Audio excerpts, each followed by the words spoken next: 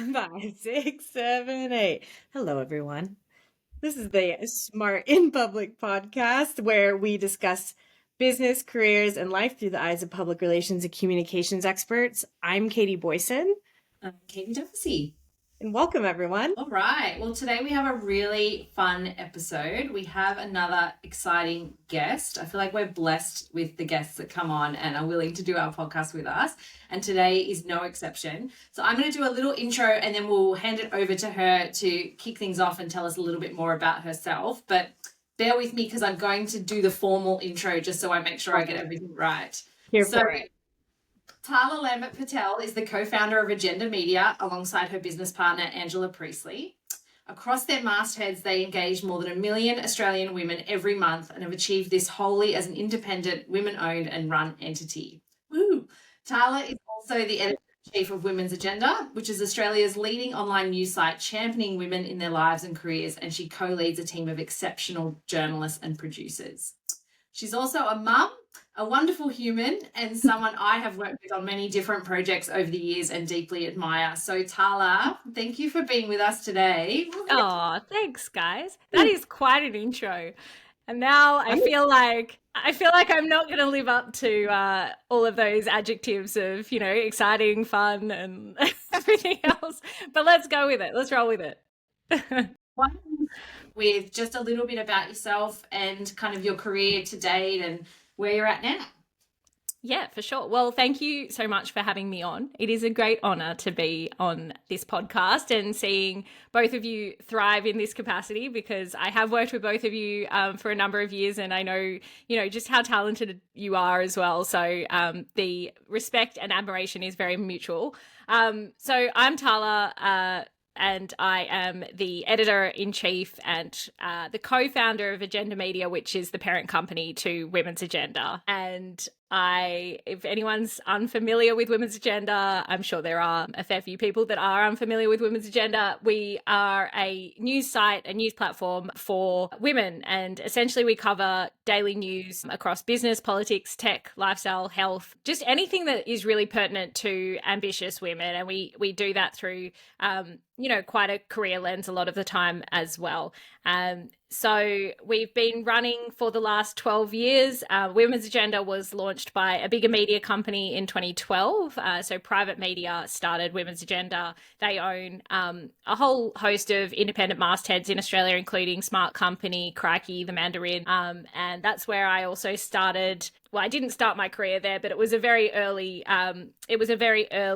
role for me as well within that company. And I met Ange there when I was 25. She was the editor of Women's Agenda at the time, the founding editor, and Marina Go, who was the CEO at the time at Private Media, Women's Agenda was her brainchild. So we thrived under Private Media for quite a while, but it's also harder in a bigger media organization. And I'm not sure that Women's Agenda at that time really knew where it was going to sit in market, because I think there was, like the women's media market in Australia is very lifestyle centric. And I think at that point we were kind of trying to kind of sit in that space a little bit more. And then Angela had the opportunity of acquiring the publication in 2016, but she had a 6-week-old baby and a 2-year-old at the time that she did that. So she was a bit of a crazy person. And because we'd worked together, I kind of begged her to keep working with her, because I really loved what we were trying to do with Women's Agenda. I could really see the opportunity for it. And Angela kindly obliged and let me, this annoying kind of 26-year-old pester her into a position. And we worked together for some time, and then she brought me on as partner after that. So yeah, the rest is history, really. We've been working together as co-founders for the last 8 years. We've built out a core team of 10 people who are mostly headquartered in Sydney, but we've got one journalist in Melbourne, and then we work with contributors across the country. I'm based up in the Northern Rivers. So we all work remotely, but we try to catch up when we can. And I'm just really I feel so privileged to be doing what I'm doing and to be in a role where, I've always really cared about what we're supposed to do and our ethos. And we're just really grateful to have been able to find a really talented, dedicated team that also, really champion that mission statement. So it's been a massive blessing if I was religious. It touched a little bit on this, but I think it'd be really interesting for readers. I think it'd be really interesting for listeners to hear you kind of describe why women's agenda. Like, what gap did you and Angela see in the market, and kind of what are you feeling with what the content is that's coming out? Yeah. I mean, I think private media were really on the money to begin with. I mean, they saw a big gap in a news publication that spoke to professional women. But I think at that point, again, like this is in 2012, it was actually quite a different climate. And, some of the content that we were producing probably wasn't hitting the mark. And I think since Ange and I have been growing it together, our focus really was on making sure that it was just speaking to the issues that matter to all women from all corners, professional and personal lives. And we have never shied away from harder hitting topics that have not been given the airtime in mainstream media, things like domestic and family violence. It's nice to see that there is greater pickup of those issues in mainstream media now, but definitely when we started, it was not the case. And we were really out on a limb, making sure that those stats were covered and that people knew what the crisis was. Same thing for things like the gender pay gap or superannuation gap, or issues around women and climate change, women in AI. These are all things that we have really been core to our ethos for such a long time, and but I think the fact that we are independent, we're run by two progressive women who genuinely want to see better and, work with brands that want to see better too. And I think that's really worked out for us. It's not easy to do things without outside funding, obviously, and everything has been bootstrapped to this point. I think for more than a decade now, we have been able to kind of run alongside the giants and create good impact and grow a really good client base of progressive organizations that understand what we're trying to do. It's interesting you just kind of mentioned on, being bootstrapped and doing this yourselves. And one of the things that we were talking about in a previous episode is kind of integrity of publications and what that looks like now from an accountability standpoint. Do you feel like you have a little bit more, you're able to say what you want to say, or you're able to cover the topics you want to cover more freely? How does that impact? I mean, I think we always have. And I always talk about this, like when I first started writing for the site, and I've always written opinion pieces predominantly, but I used to write just without even thinking about who was seeing it. And for me, that's a really obviously naive, it's a really naive approach, but it's actually boded well for me because I think I've never really thought about the criticism or the backlash from having an opinion about something that people sometimes feel stressed to have an opinion about. As journalists, it's not always easy to kind of do that. And I guess as women's agenda's grown, maybe I've become a little bit more cognizant of the fact that, there is blowback sometimes if you're going to, go out and say something that is controversial. But I do think that it's kind of important to hold by that. It's not always easy in a publication like ours because we do actually get quite horrific trolls coming to our inbox, and you've got to kind of develop a bit of a thick hide in dealing with that. But yeah, I mean, I think it is important for us to always kind of maintain that transparency, to have opinions about things, to be covering off the issues that need to be covered. And, I think that's it's always going to be the way that we think about media and what our place is in that landscape. So in terms of being an independent publisher, I mean, that's probably one of the real benefits is that you can kind of drive, a clear agenda and you're not sort of answering to a sort of broader, maybe, masthead or anything like that. But what are some of the challenges? Because I imagine it is very hard, and you touched on it a little bit in terms of, the outside funding piece, bootstrapping it. What else is give people a little bit of picture of independent publishing in Australia and how hard it is to kind of do it all on your own. I mean, I think the media landscape in Australia is very tricky. There is a huge monopoly on media in this country. It's across a lot of other countries, but Australia is particularly, Australia is particularly kind of affected by that. And so as an independent publisher, it is hard. Women's Agenda belongs to a conglomerate of independent publishers. We've kind of built up this association together called the DPA.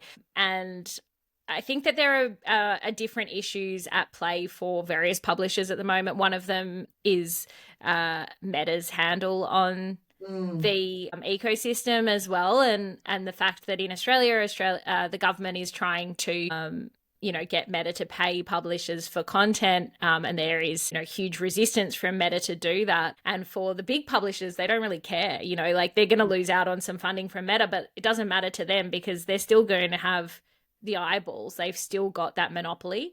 It's only really going to impact smaller publishers. Publishers like the Daily Oz, who are predominantly based on Instagram, for instance. But Women's Agenda is affected as well. We've got a big Instagram and Facebook following. We're kind of lucky in that a lot of our followers come through LinkedIn at the moment, and who knows how long it is until LinkedIn kind of gets caught up in some of that as well. But to this point, they're not, and so we've been safeguarded a bit by that. But that's a big issue that's facing a lot of independent publishers, and I think it's a problem. I understand what the government's trying to do, and the fact that they're trying to crack down on Meta. I respect that, but I also think that it's not as straightforward as what is being made out either. You crack down on Meta, and the people that are going to suffer are the independent publishers, and we really can't afford to be losing independent media in this country or anywhere else. You mentioned there some of the stuff that you have been on the front foot of, or I would say ahead of the mainstream media, particularly domestic violence issues, other issues impacting women that other people weren't really talking about. I think gender pay gap's a really good example. I feel like now everybody is very familiar with it, but it wasn't something necessarily people were writing about. What are some other issues or maybe stories or interviews that you've done that you're really proud of, that you feel like have kind of moved the needle, or that Women's Agenda have led on? Yeah, I mean, it's really hard to pinpoint one interview that's made an impact. I think the best part of my job is that I get to interview amazing people every day, and it really is very humbling because you see, the caliber of talent that we have in this country, but also, women that are really kind of sticking their necks out on issues, being so courageous in different spaces, whether it's, on sexual violence or domestic and family violence or things in politics. You just see a huge amount of courage. But I guess in terms of interviews, there is one, interview that really does stand out to me in a sense. So we did a podcast series maybe a year or two ago, and it was called Moments That Make Us, and it was focusing on the biggest moments or those kind of catalyst moments in women's lives and careers that they can reflect back on and see that it kind of took them onto a different journey or a pathway. And one of the women that I interviewed in that series was Ashley Donoghue, who's a domestic and family violence advocate. She's a First Nations woman, and she just has wealth of insight based on lived experience. Her own son was incarcerated because of domestic and family violence, and she just spoke so openly and vulnerably, but just the strength that she had. And I knew that she was just such a powerful, staunch woman, but by midway through the episode, we were both kind of teary, and it just really it really got me, that episode. And that entire podcast series was just it was such a joy to create, because I think women are such powerful storytellers, but they have incredible experiences and that they're willing to share to make things better for other people. And that's exactly what Ashley Donahue was doing. But we had people like Antoinette Lattouf on there who spoke about her journey with postpartum depression. And, you know, it was a really beautiful series to create. Sounds incredible. We'll link it for people who are listening. We'll go back and link it. And we'll link the Women's Agenda podcast as well, because you do some awesome stuff on that too. Oh, thank you. Do you find getting interviews for that type of conversation to be difficult? I can only imagine the amount of courage that it takes and vulnerability. And it sounds like it would be really hard to get people to come on and tell their story. Do you find it difficult to get people to talk about it? I think, I mean, it depends on the issue. We've certainly faced certain challenges in things like one example, and I completely understand why this is happening, but you know, First Nations women are not wanting to really speak about the aftermath of the Voice referendum. And you know, I just think that there's such a level of anger and dismay at what happened through that result still. And so you work and you tread lightly on situations like that, because you know there is still such a lot of heartbreak in that equation. I think in terms of getting people to speak up about other issues that are sensitive, Women's Agenda probably does sit in quite a unique space, in that I think we have been around for quite a long time now, and because we are women owned and led, people trust us. You know, I think that there is a level of trust that we've built up in which, you know, women do want to connect with us and share their stories. And it's actually it's challenging, because sometimes we get these really, really hard emotional stories hitting our inboxes. And, you know, there's sometimes only so much we can do as well, you know, like even connecting women with different support services and whatnot. But I think people see us in a different light to other media a lot of the time. And again, that's not a position that we ever take for granted. We don't ever want to be glib about holding that place for women. But I think, you know, we are really grateful to the women that come forward and share their experiences, because I think in doing so, you do make things a lot easier for other women that are going through similar issues. And in terms of when you do get stories brought into you, not so much with the topics that we're previously talking about, like domestic violence, victims or anything like that, but when a company does want to work with you, or a PR person does want to work with you, you know, how do you work with PR people in terms of building stories? What does that look like?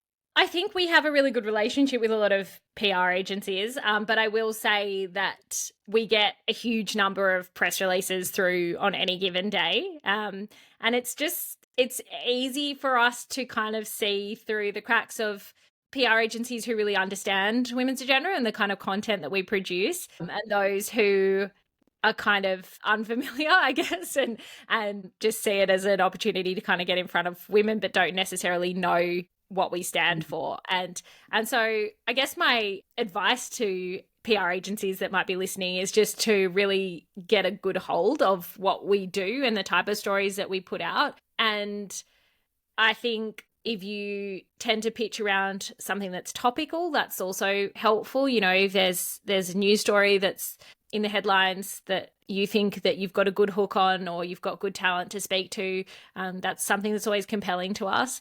Another example would just be to try to not make any kind of pitch generic. Journalists know when you're just sending things en masse. And I think it happens a lot. And I get it, because PR people are really stretched. Like, it is often a torturous industry to be a part of, and I fully empathize. But I just think in terms of maybe getting the response that you want from journalists, just to take that bit of time, just to make sure that it's not like some kind of quick cookie cutter pitch. I've also been addressed as Mamma Mia a number of times in press releases, so maybe just like try to read through. Or I'm embarrassed for our industry. That's a good tip. That's a so real just a solid read through, just a solid read through. Little research. It's funny. We had David Swan on the podcast the other week, and he was like saying that he's like, just read my last 5 articles. He's like, just read them and then get a sense. Like, and it just blows my mind that people aren't doing that. So yes, PSA to all PR people: read the publications, understand their audience. Yeah. The other bugbear is like around International Women's Day, we get this like torrent of press releases through, and it's always like really funny to us because the pictures will say something like, given it's International Women's Day, we just thought you might want to profile this woman. It's like, do you know what we might do every day? Yeah. You can come to us on any day, 365 days a year. I love it. It's so funny. I also think it's always very funny on the other side of that internally. You'll often get like male leaders being like, do you think we should do something for International Women's Day? Like, should we do a story for International Women's Day? And you're like, why are you just thinking this now? I've got a hot idea. Yeah. IWD. Yeah, no, I know. We actually try, like, as a publication, we actually try to avoid IWD ourselves. Like, sometimes we've veered into it. We released a report on climate change a couple of years ago on International Women's Day, but it's just so saturated. And again, like, my advice to any brands listening would be maybe don't opt for IWD. Like, there are lots of other moments in the year that you can capitalize on for women as well, like Women's Health Week or, like various industry weeks. Maybe look at that. Like, IWD, it's a lot. And also the fact that like lots of companies are not actually referring to the UN, the actual exactly. They're kind of it is just a bit of a rort. Yeah, I think you could do a whole like deep dive on International Women's Day, like the events. Like, it's gotten a little bit out of control, I feel, and away from what it was intended to do to some extent, and aligned to the UN. And I think there are some organizations doing incredible work on IWD, but I think there's a lot that seems very surface. Oh yeah, 100%. 100%. Yeah. Well, that's probably a good segue then, speaking with brands approaching you. So we've obviously worked together in the past on partnerships. We did an episode the other week around sort of paid, owned and earned content. And we actually gave a shout out to you guys in terms of being a really strong partner in terms of a paid engagement, but with really great content behind it, good thinking between the two of us, like all of that kind of really good stuff. I'm just interested in your perspective on how do you, when a brand approaches you, how do you think about, yes, this is something that works for us? And then how do you go about sort of building that with the brand? I think, again, one of our strengths is that most of our team kind of straddle editorial and commercial spaces. And I think it's really old school if media companies are siloing any of their teams. Our editorial team is always across the partnerships that we have. And for that reason, we always try to make sure that the partners that we work with are ones that uphold good values. Like, there are certain clients for us that are off limits, and that's just part of how we work. But I think it's important that our journalists know what we've got coming up, and some of them will work on partner campaigns and understand them really deeply. But yeah, in terms of strategy, I think that's our strength as well. Is I started in a commercial role, and obviously I still kind of sit across our bigger partnerships at Women's Gender. We also have a sales manager who works with me. I think, because I have background in journalism as well, it's just about understanding what's going to work for our audience and really engaging with that, because I think too often, like, solutions that are put forward in front of clients are just so generic, superficial, and they're not going to have cut through with the audience that you've got. And so, yeah, I mean, I think brands also need to be more aware of what is meaningful for them. Like a publisher can tell you that they've got, a gazillion impressions or like, that they've got 7 gazillion people coming to the site every month. Often I'm not sure that that's true, for starters, but also like whether or not, you're going to get the cut through from the engagement that you've got, and I think it does pay to just take some time with that to understand what a partner's pain points might be in terms of how they're, getting through to your audience and how you can answer that. And a lot of the content that we produce is content that is really meant to support our audience as well. So we do a lot of research, we do a lot of reports, we produce podcasts and video series, but all of it is meant to either engage, entertain, or inform our audience. And I think that that's something that we've gotten really good at. I think the other thing I've always found you do really well is the ideation stage with the brand. Like I know we've in the past, we will meet and we'll have a coffee and we don't really have a kind of idea of where we're headed, but I might have talked about what we were focused on and some of the topics we were thinking about. And, we had executives who were interested in talking about this or that. And then, we would kind of ideate together and then you guys would come back and it would be like, okay, given this is where you're sort of focused on, here's what our audience is interested in. Let's kind of middle ground. I think you do a really good job of that, of ideating with brands, but keeping your audience front and center in terms of what will work. Oh, thank you. That's nice feedback to have. I mean, I think it's just a bit of a no-brainer. I don't understand why more publishers aren't doing that maybe as effectively, because for us, something that's hugely important to us is retention rate. And we do have a really high retention rate with most of our bigger partners. And that's what keeps us going, really. If we didn't have that, we'd fall off the track. So making sure that we're going back with the right response and the right package of executions is important. So thank you. It's definitely something that we've tried to get right. Yeah, I think you're right. I think other publishers are much more rigid and much more like, this is the package and this is the, and it's like a brand doesn't want to also work like that. Like that's not necessarily. So I just think that flexibility and that ideation is very valuable. Yeah, and I think we have tried really hard to work mostly direct with clients. I think not because we are dismissive of agencies and the work that they do. I think that they do great work, but we're a small team. And so for us, it's about getting in, seeing a client, understanding exactly what is, the focus for that client, and then going off the back of that. Whereas I think lines can sometimes be blurred with agencies. They don't always understand exactly what that MO is. And so that's just the way that we've worked to this point. And maybe as we grow, we'll have more agency clients. We might need to productize things a little bit more. But for us, I think it is important, especially when you're working with, clients that are trusting you and investing big budgets into getting things right. I think it's important to take the time to listen and to come back with a response that's going to work and benefit both of you. Yeah, could be a reflection of the market as well. Just thinking about how publishers are now trying to just get those dollars in and not really think about the content they're putting out or thinking about the reader as well. I'm going to take us in a little bit of a different direction. So thinking about kind of some of the topics that keep coming up around working from home, the impact that it has on parents, lack of childcare, or the price of childcare as well. Just thinking about, from your readers and what you're hearing, what are some of the things that you see having a kick on or an impact? And do you see anyone that's kind of supporting the go back to work initiatives well? Who's doing it well? What are the repercussions of all of this?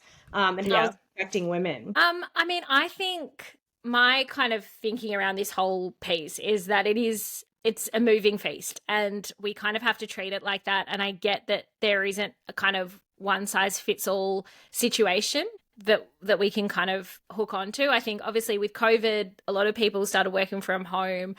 We saw that people could do that really effectively and organizations could stay profitable. And that was, I think, actually really good, because to that point, we'd never really considered that people could do that en masse. So I would hope that organizations are treating this in a way of looking at individual circumstances and what might be going on for certain people. I know that's not an easy thing to do as an employer, but I think, this blanket kind of idea that people should get back to work full time is really problematic as well, because we see how flexibility it's so important for so many people, particularly women, who are juggling, you know, a multitude of competing priorities at any one time, whether it's kids, whether it's elderly parents, whether it's, you know, other things in their life, health needs, whatnot. And so I think employers need to take the time to have those conversations with their employees to make sense of what makes sense for them. And I also think it's a kind of different life stages are also a strong consideration here. You know, when I was in my 20s, I wanted to work from an office. I liked it. I loved the social side of it. I liked to go out for drinks on a Friday and, you know, have lunch with my friends, and that was really great. And now as a 34-year-old with 2 small children, I'm thinking, you know, it's really nice to be sitting in my home office and to be able to do a batch of laundry on my lunch break. My priorities have changed and my situation has changed. And I think employers need to be aware of that too. I think it's really concerning when we're seeing like employers like Amazon or even the New South Wales government come out and be like, look, now it's time to get back to work. Because yeah, I think the Spotify CEO just came out and said, we're not hiring children, so we're not going to treat them that way. And I thought that was a really amazing thing to say and come out with. And just they're all in on, like, you know, the flexibility. Yeah. Which is really interesting. I do think it's funny. I think a lot of the conversation around this is like the impact on women, and I think that's true.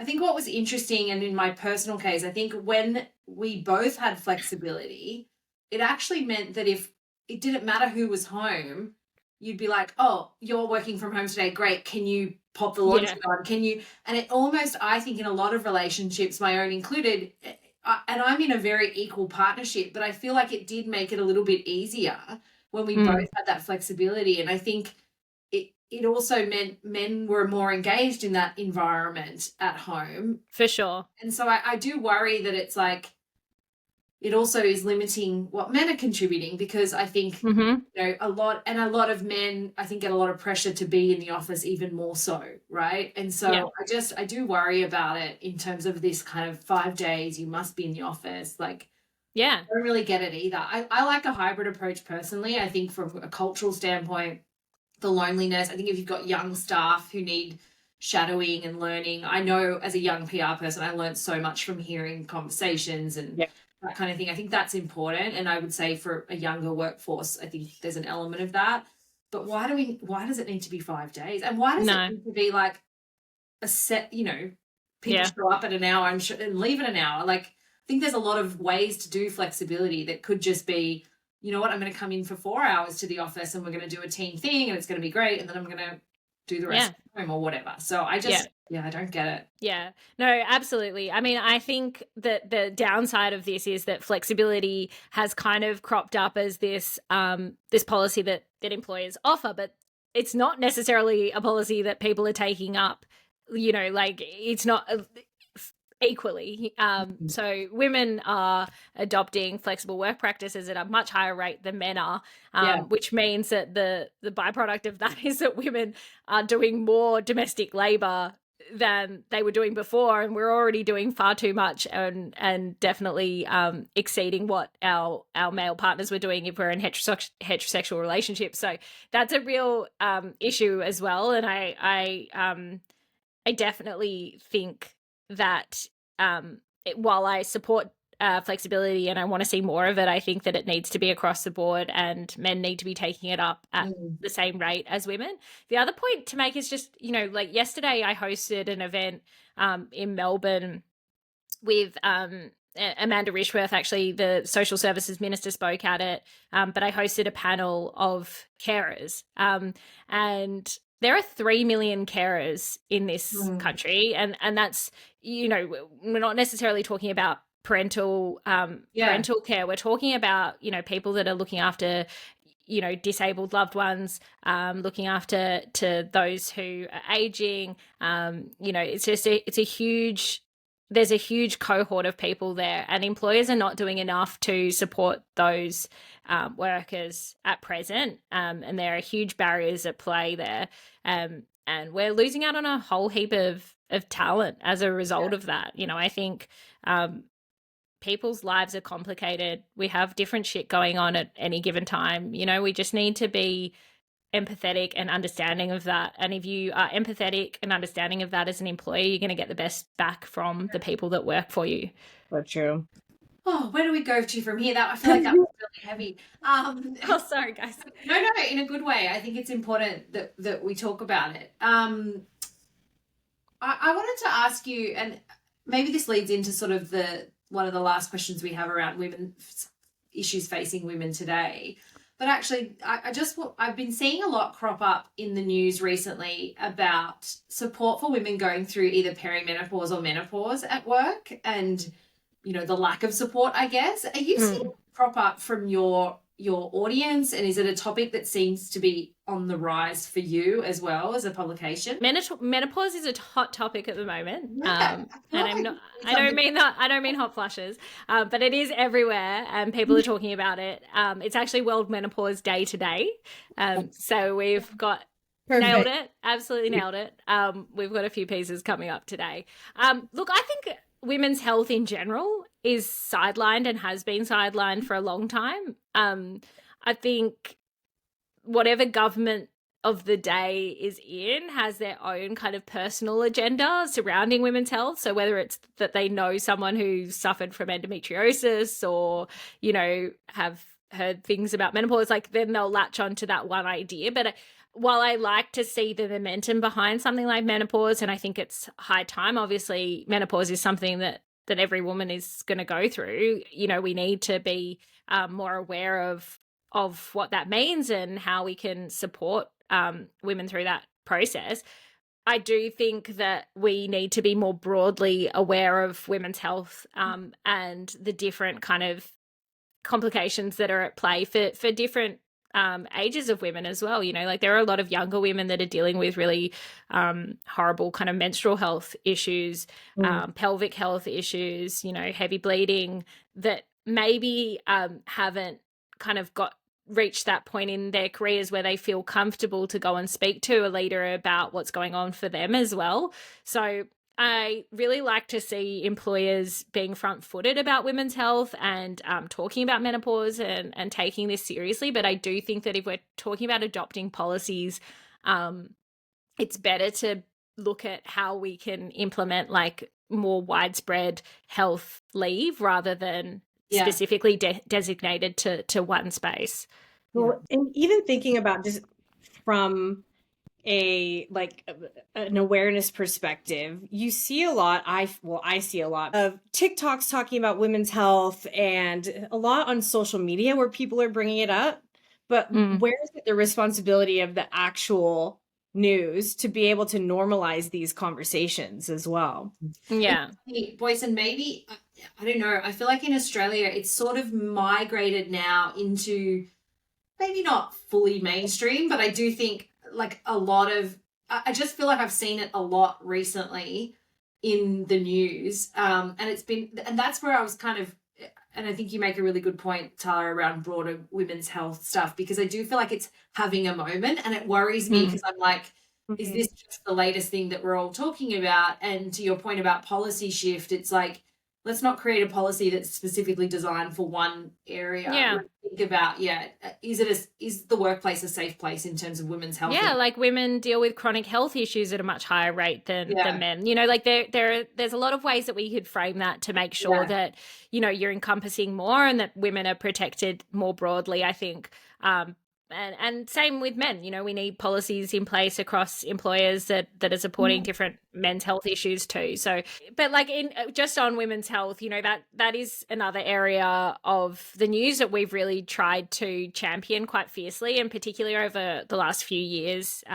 We have a women's health newsletter that goes out weekly.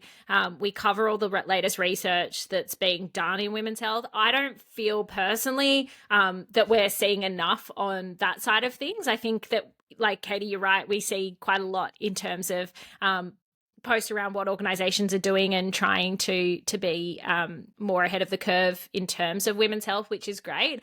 But like in terms of mainstream media covering women's health news, we don't see a lot of it. We don't see a lot of female founders that are really embedded in the health tech space, getting the funding they need.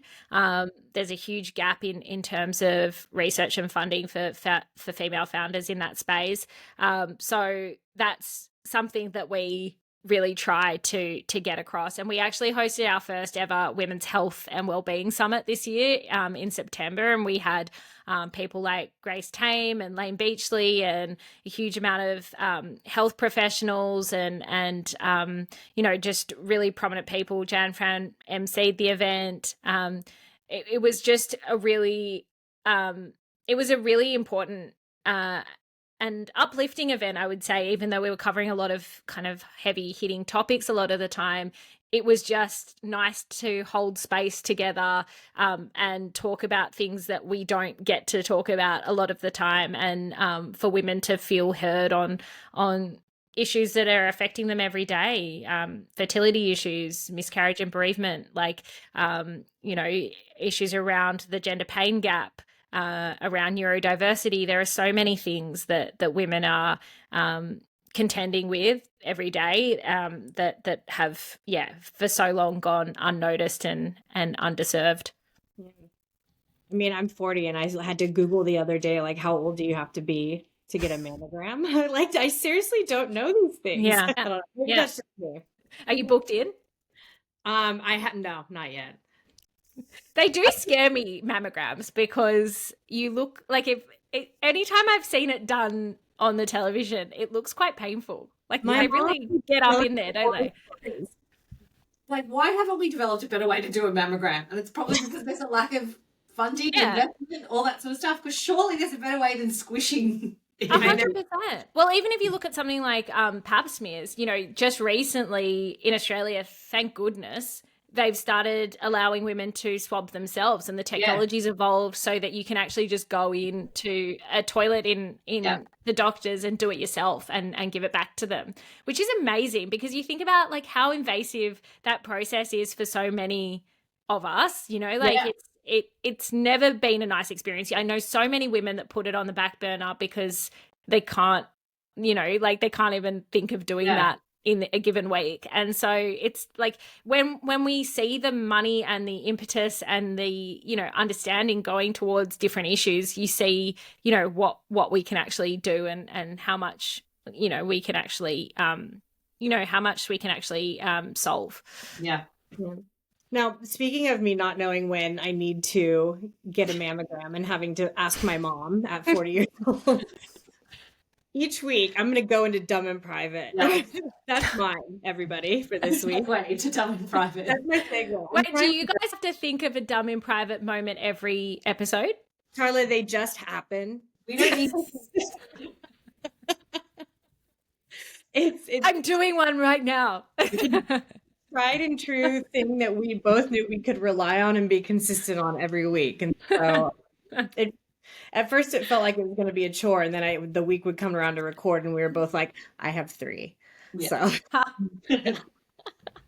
So for people that aren't familiar, we talk about being smart in public and how to be better in your career and sound great, but in the back burner sometimes stupid shit happens and in private. So Tarla, do you have a Dumb and Private this week? No, I'm perfect. I don't know what goes on with you guys. No, I don't.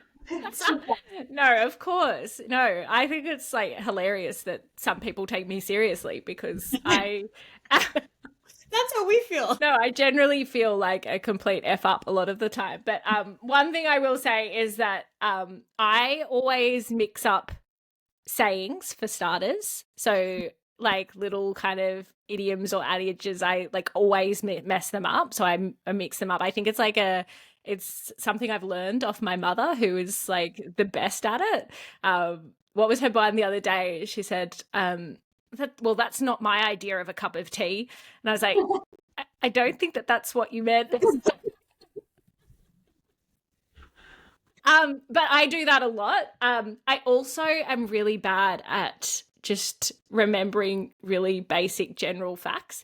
And I've realized how bad I am at this since my 4.5-year-old has started asking me questions.